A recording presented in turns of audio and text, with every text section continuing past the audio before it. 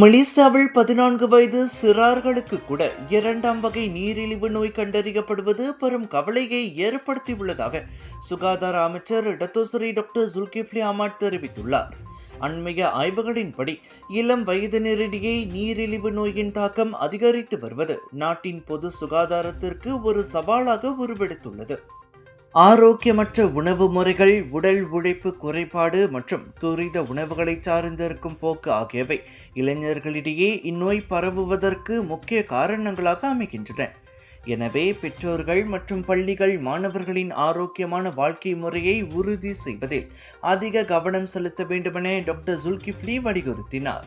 இளம் வயதிலேயே நீரிழிவு நோய் கண்டறியப்படுவது எதிர்காலத்தில் அவர்களை பல்வேறு தீவிர உடல்நல பாதிப்புகளுக்கு உள்ளாக்கும் என அவர் எச்சரித்தார்.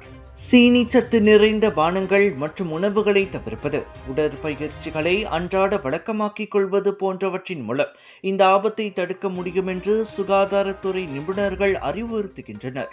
அதே சமயம் மாணவர்களுக்கான ஊட்டச்சத்து விழிப்புணர்வை மேம்படுத்த அரசாங்கம் பல்வேறு நடவடிக்கைகளை திட்டமிட்டு வருகிறது.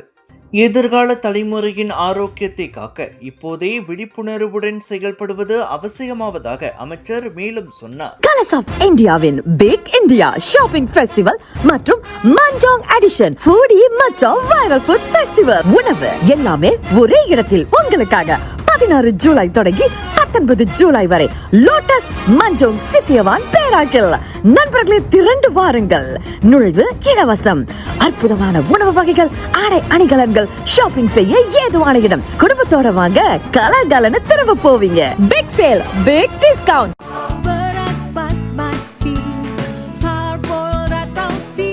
நீளமானது, தரமானது, சுவையானது, ஆரோக்கியமான அரிசிக்கு உன்னதமான தேர்வு.